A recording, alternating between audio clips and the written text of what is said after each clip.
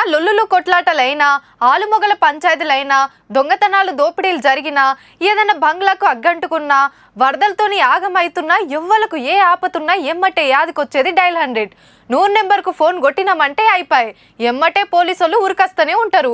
కానీ ఈ కంచెలు అట్లా కాదుల్లా. అగో మరి ఏదైనా ఆపదొస్తే ఏం చేయాలి అంటురేమో ఈ ముచ్చట చూస్తే మీకే తెలుస్తుంది.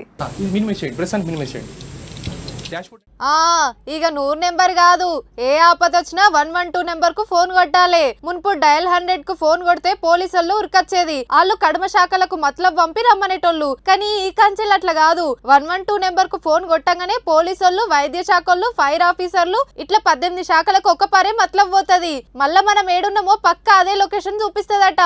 ఒక్కో శాఖకు ఒక్కో నెంబర్ పెట్టుడు, అవన్నీ పబ్లిక్ యాది పెట్టుకునుడు, అన్ని శాఖలకు ఫోన్లు కొట్టుకుంటూ ఉండే వరకు నష్టం జరిగిపోతూనే ఉంటది. అగో అట్లా కావద్దని ఈ నెంబర్ తెచ్చిర్రన్నట్టు.